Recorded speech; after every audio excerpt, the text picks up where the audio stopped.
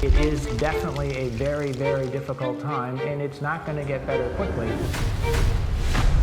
The World Health Organization has officially called it COVID-19.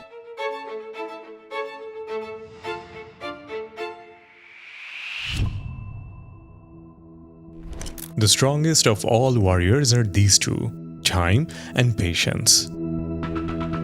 But what if time does not bring a slow change, but a sudden chaos?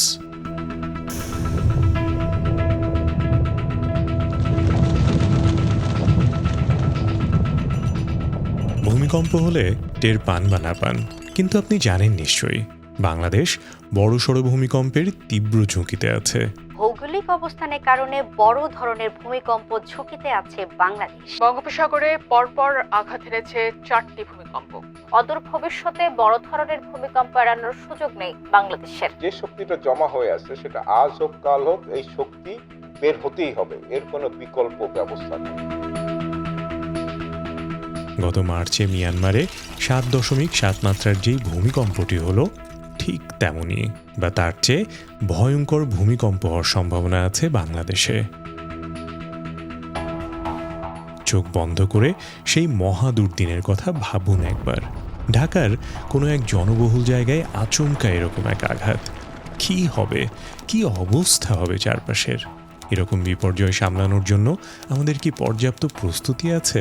ঝুঁকি আছে এবং ঝুঁকি কমানোর সুযোগ আছে। 9 মাত্রার ভূমিকম্প হলে সারা বাংলাদেশে অন্তত 1 লাখের উপরে বিল্ডিং কলাপস করবে। এখন হিসাব করেন যে পুরাতন ঢাকায় কি হতে পারে। আমাদের এমন পরিস্থিতি হবে যে আমরা এই এলাকাটাকে পরিত্যক্ত ঘোষণা করব, কোনো রেস্কিউ অপারেশনই চালাবো না, এমনও ঘটনা ঘটতে পারে। ধরলাম ভবনগুলো আগেই বানানো হয়ে গিয়েছে, সেগুলো ঠিক করার আর কোনো উপায় নাই, কিন্তু এইরকম এক ভূমিকম্প হওয়ার পরের প্রস্তুতি হিসেবে কিছু কি করেছি আমরা? কতটুকু সতর্ক হচ্ছি?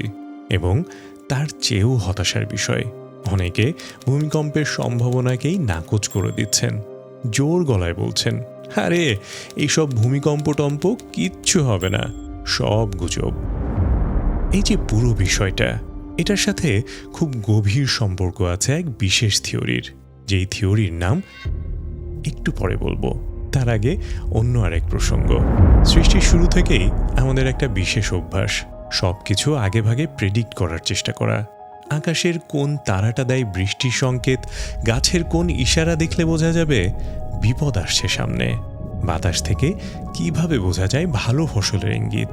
এইসব নিয়ে আমাদের পূর্বপুরুষেরা বিস্তর ভেবেছেন, আগে ঘটা কোনো কিছুর সাথে পরবর্তীতে ঘটা ঘটনার মিল খুঁজেছেন, ডট কানেক্ট করেছেন, একটা ফলাফলে পৌঁছানোর চেষ্টা করেছেন।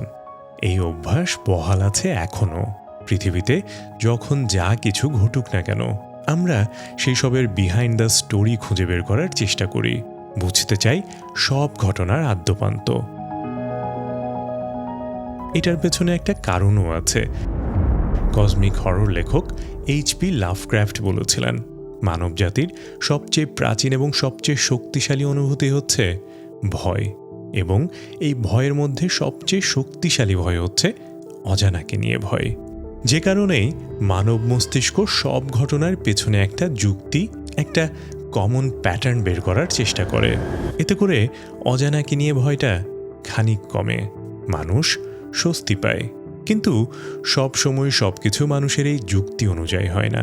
আচমকা অপ্রত্যাশিতভাবে ঘটে এমন কিছু যা নাড়িয়ে দেয় সবাইকে, পাল্টে দেয় পৃথিবীর গতিপথ, মানুষের অভ্যাস থেকে শুরু করে ফান্ডামেন্টাল বহু কিছু। ঘুণাক্ষরেও কারো কল্পনায় না আসা ঘটনাগুলো ঘটার পরেই আমরা বুঝতে পারি, পৃথিবীকে যতই আমরা বোঝার চেষ্টা করি না কেন, পৃথিবী মূলত আনপ্রেডিক্টেবল এক বিষয়। যে আনপ্রেডিক্টেবল সিচুয়েশনকেই বোঝানোর জন্য জন্ম হয়েছে সেই থিওরির, যার হিন্ট একটু আগে দিয়েছিলাম, ব্ল্যাক সোয়ান থিওরি।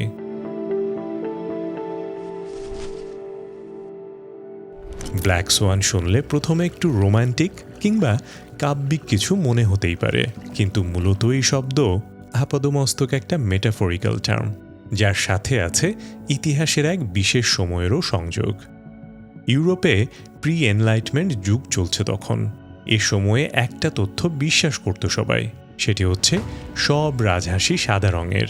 তথ্যটি নিয়ে কেউ কখনোই প্রশ্ন না তোলার কারণ হচ্ছে ইউরোপে তখন যেই রাজহাঁস পাওয়া যেত সবই ছিল সাদা, এবং কালো রাজহাঁস পাওয়ার সম্ভাব্যতা এতটাই কম ছিল তখন, সে সময় অসম্ভব কোনো কিছু বোঝাতে কালো রাজহাঁস টার্মও ব্যবহার করা হতো।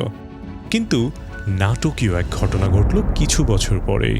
1697 সাল ডাচ পর্যটক উইলিয়াম ডি ভ্লামেক তার দলবল নিয়ে এলেন পশ্চিম অস্ট্রেলিয়ার এক অংশে, এবং সেখানে এসেই তারা করলেন অদ্ভুত এক আবিষ্কার। দেখলেন একটা জলাশয়ে অনেকগুলো শ্বেতশুভ্র সাদা রাজহাঁসের মাঝখানে কালো রঙের একটা রাজহাঁস ভেসে বেড়াচ্ছে।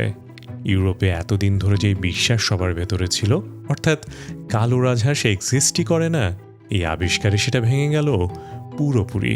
কোনো কিছু আগে কেউ দেখেনি বলে সেটা যে এক্সিস্ট করে না, এই ন্যারেটিভকেও ধাক্কা দিল এই বিশেষ আবিষ্কার, এবং এই ঘটনা থেকে ইন্সপায়ার্ড হয়েই জন্ম হলো দ্য ব্ল্যাক সোয়ান থিওরি তত্ত্বের। লেবানিজ আমেরিকান স্কলার, বিখ্যাত রিস্ক অ্যানালিস্ট নাসিম নিকোলাস তালেবের দেয়া এই তত্ত্বের মূল কথা হচ্ছে দুনিয়া কাঁপানো যেসব স্মরণীয় ঘটনার সাথে এই গ্রহের মানুষের দেখা হয়েছে সেই সবের কোনোটিই আগে থেকে মানুষ প্রেডিক্ট করতে পারেনি। যদিও মানুষ প্রিটেন্ড করে পৃথিবীতে যা কিছু ঘটেছে তার সব কিছু নিয়েই তারা ওয়াকিবহাল, কিন্তু তারা যে ওয়াকিবহাল না সেসবের প্রমাণ হিসেবে পৃথিবীতে ঘটেছে একের পর এক ঘটনা, যে ঘটনাগুলোকেই ডাকা হয় দ্য ব্ল্যাক সোয়ান ইভেন্ট নামে। আর ব্ল্যাক সোয়ান ইভেন্ট যত ঘটেছে মানুষও বুঝতে পেরেছে পৃথিবীকে জানার এখনও বাকি আছে অনেক কিছু। কয়েকটা উদাহরণ দেই, বুঝতে সুবিধা হবে।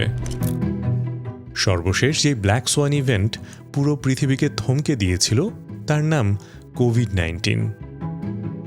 Cause of a mysterious new virus.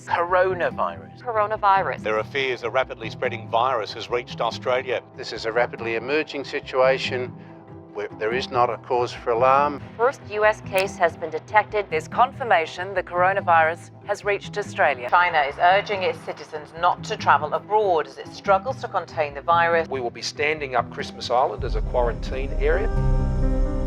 আচমকা এক ভাইরাস এভাবে এসে যে পুরো পৃথিবীর গতিকে নিমিষে শূন্য করে দিবে, এটা কি কেউ ভেবেছিল? কেউ যে ভাবেনি তার প্রমাণ হিসেবে এই ভাইরাসের প্রকোপে 7 মিলিয়নের কাছাকাছি মানুষ মারা গিয়েছে।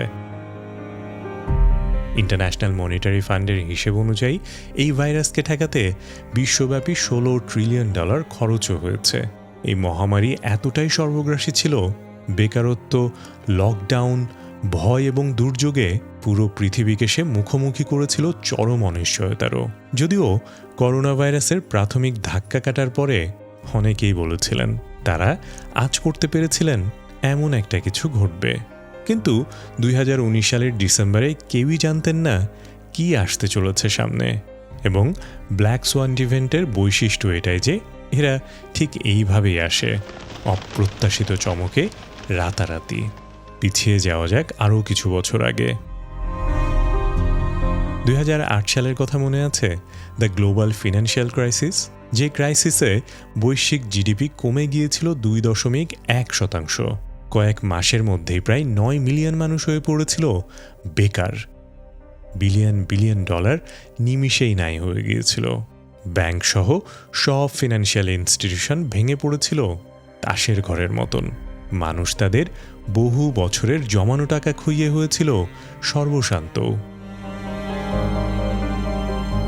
গ্রিস, আয়ারল্যান্ড, পর্তুগালের মতন দেশগুলো আটকে পড়েছিল দেনার চক্রে। একই ঘটনা ঘটল ক্রিপ্টোকারেন্সির ক্ষেত্রেও। টেরা লুনা, জনপ্রিয় ক্রিপ্টোকারেন্সি ইকোসিস্টেমের $40 বিলিয়ন মার্কেট থেকে পৌঁছে গেল শূন্যের ঘরে।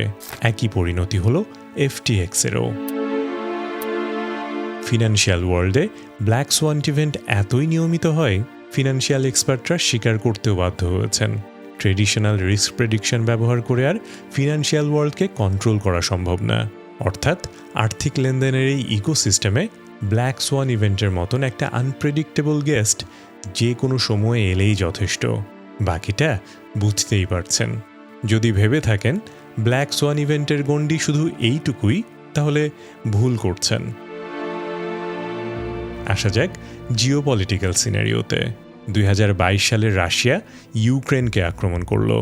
ফলাফল গ্লোবাল ফুড সাপ্লাই চেইন ভাঙল। বিশ্বব্যাপী যেই খাদ্যদ্রব্যগুলো এই দুই দেশ থেকে এক্সপোর্ট করা হয় সেগুলোর দাম বাড়ল 30%-এরও বেশি। গ্যাসের দাম আকাশচুম্বী হলো। দ্বিতীয় বিশ্বযুদ্ধের পর সবচেয়ে বড় রিফিউজি ক্রাইসিসের মুখোমুখি হলো ইউরোপ। UNHCR এর রিপোর্ট অনুযায়ী সারা পৃথিবীতে এখন 115টিরও বেশি অ্যাক্টিভ কনফ্লিক্ট আছে, যার মাসুল দিচ্ছে গাজা, ইয়েমেন, সিরিয়ার মতন কিছু দেশ। এদিকে আমেরিকার ক্ষমতায় বসে ট্রাম্প প্রশাসন যেভাবে একের পর এক আকস্মিক সিদ্ধান্ত নিচ্ছেন, আর সেই সিদ্ধান্তে যেভাবে হুমকির মুখে পড়েছে এক একটি দেশ, এবং যেভাবে প্রতিটি দেশ ডেভেলপ করছে তাদের পারমাণবিক অস্ত্রের আর্সেনাল, একটু পান থেকে চুন খসলেই হতে পারে নানা কিছু। জিওপলিটিক্যাল সিনারিও বিবেচনায় সামনে যে অমানবিক কিছু ব্ল্যাক সোয়ান ইভেন্ট হবে তা নিশ্চিত, এবং পাশাপাশি এও নিশ্চিত সেখানে সুখকর কিছুই হবে না। যুদ্ধবিগ্রহ যদি বাদও দেই, প্রযুক্তির আস্ফালন থামাবো কিভাবে? আমরা যে সময়ে বসবাস করছি এই সময়ে সবচেয়ে গুরুত্বপূর্ণ উপাদান সম্ভবত আর্টিফিশিয়াল ইন্টেলিজেন্স, এবং সম্ভবত সবচেয়ে বড় হুমকিও। এআই কোড লিখতে পারে, আঁকতে পারে, গান গাইতে পারে, নিতে পারে গুরুত্বপূর্ণ সিদ্ধান্ত, নির্ণয় করতে পারে রোগ, আর দিতে পারে প্রয়োজনীয় চিকিৎসাও। এগুলো নিঃসন্দেহে ভালো দিক, কিন্তু আছে তো ভয়ঙ্কর দিকও। ইউভাল নোয়া হারারি তার 21 lesson for the 21st century বইতে লিখেছিলেন, এআই যে নেটওয়ার্ক, সেটা যদি একবার সিরিয়াসলি মিস ইনফরমেশন ছড়ানো শুরু করে তাহলে পৃথিবীর ওপর নেমে আসবে ভয়ঙ্কর অভিশাপ, যেটা এর মধ্যে শুরুও হয়েছে। 2024 সালে বেশ কিছু গুরুত্বপূর্ণ নির্বাচনে ডিপ ফেক কন্টেন্ট ব্যবহার করা হয়েছে, সেগুলো নিয়ে পরে কন্ট্রোভার্সিও হয়েছে। 2023 সালে এআই জেনারেটেড একটা ছবি ভাইরাল হয় যেখানে দেখা যায় পেন্টাগনে বিস্ফোরণ হয়েছে। এই ঘটনার সঙ্গে সঙ্গে সাময়িক সময়ের জন্য কলাপস করে স্টক মার্কেট। আবার এখানেই শেষ না, 2023 সালে একটা এআই ল্যাঙ্গুয়েজ মডেল ধরা পড়ে যেটি অনলাইনে মিথ্যা মেডিকেল অ্যাডভাইস দিচ্ছিল। এই মিথ্যা অ্যাডভাইসে ভোগান্তির শিকার হয়েছিল বহু মানুষ। আর্টিফিশিয়াল ইন্টেলিজেন্সের কল্যাণে এত রিয়ালিস্টিকভাবে ছড়ানো যায় সব, গুজব থেকে দাঙ্গা সংঘাত, প্রলয়ঙ্কারী কোনো দুর্ঘটনা।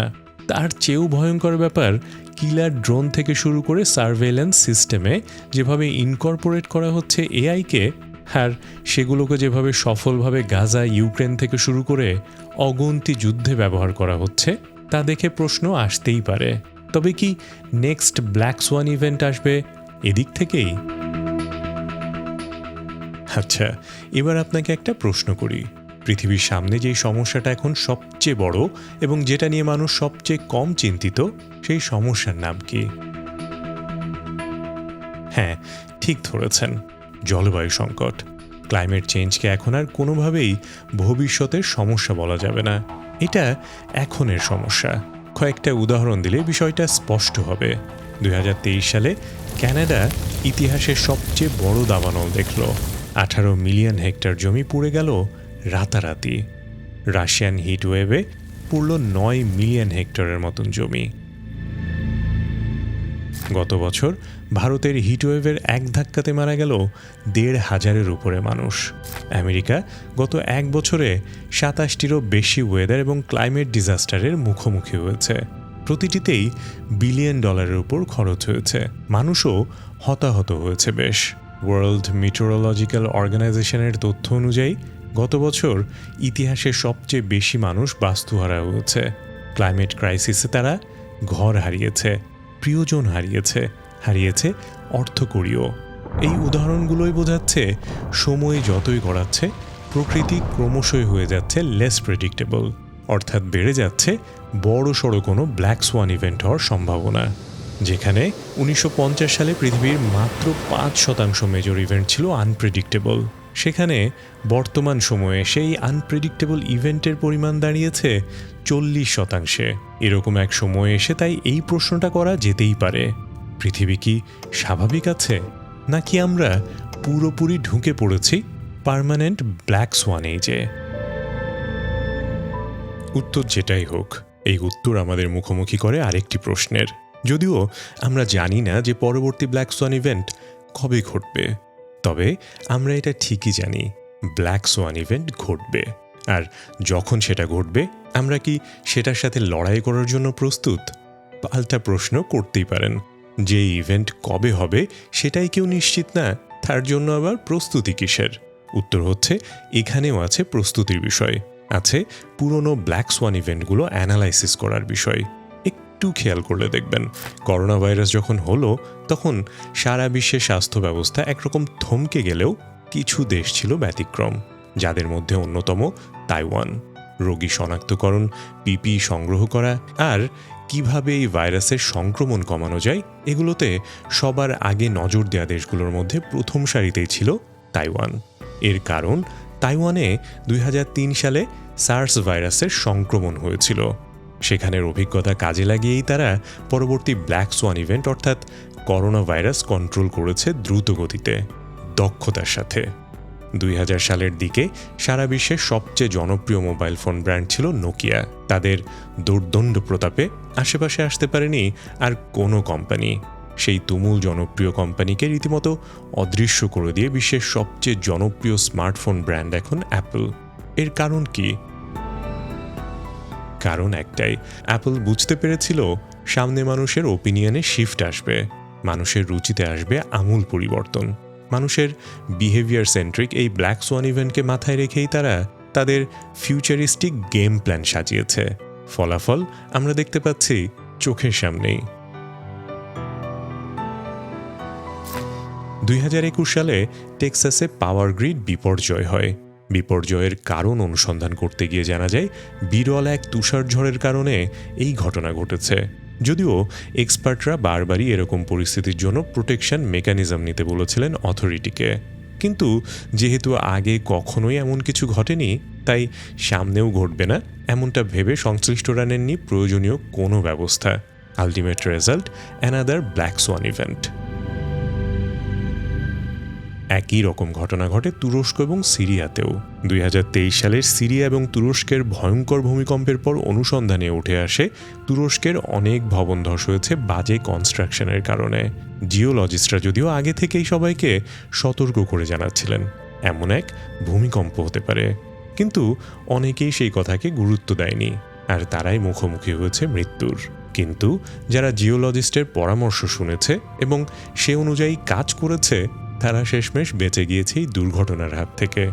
এতক্ষণ যে ঘটনাগুলোর কথা বললাম, সেই ঘটনাগুলো এটাই বোঝায় পরিস্থিতি সামনে কি হবে তা যেহেতু অজানা, তাই চোখ কান আমাদের খোলা রাখতে হবে।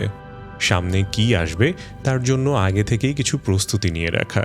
সবচেয়ে বড় কথা, আগের ব্ল্যাক সোয়ান ইভেন্টগুলো নিয়ে প্রপার অ্যানালাইসিস করে লুপ হোলগুলো খুঁজে বের করা, সেই অনুযায়ী স্ট্র্যাটেজি সাজিয়ে রাখা। Uncertainty is permanent, preparedness is power. একটা বিষয় স্পষ্ট, ব্ল্যাক সোয়ান ইভেন্টসগুলো এখন আর once in a lifetime accident না। হাইপার কানেক্টেড আর প্রচণ্ড গতিশীল এই পৃথিবীতে মহামারী, যুদ্ধ, অর্থনৈতিক অস্থিরতা, প্রাকৃতিক দুর্যোগ কিংবা প্রযুক্তির অশনি সংকেত, কোনো কিছুকেই আপনি আর বাদ দিতে পারবেন না, রাখতে পারবেন না সেফ মার্জিনে। এগুলো নিয়েই চলতে হবে, ঝুঁকি মাথায় রেখে আর মাথা ঠান্ডা রেখে। পাশাপাশি মাথায় রাখতে হবে কিছু বিষয়ও। এমার্জেন্সি সময়ে ট্যাকেল দেওয়ার মতন থাকতে হবে প্রপার ফিনান্সিয়াল প্ল্যান। নতুন নতুন স্কিল নিয়ে থাকতে হবে ওয়াকিবহাল। মনোবল রাখতে হবে শক্ত, থাকতে হবে সবাই মিলে একসাথে, যাতে করে অপ্রত্যাশিত কোনো ঘটনা ঘটলে আশেপাশে সাহায্যের অভাব না হয়। আনপ্রেডিক্টেবল ক্রুয়েল ব্ল্যাক সোয়ান ইভেন্টের সাথে অসম লড়াইয়ে টক্কর দেওয়ার জন্য আপাতত এটাই প্রপার স্ট্র্যাটেজি এবং সম্ভবত একমাত্র স্ট্র্যাটেজি।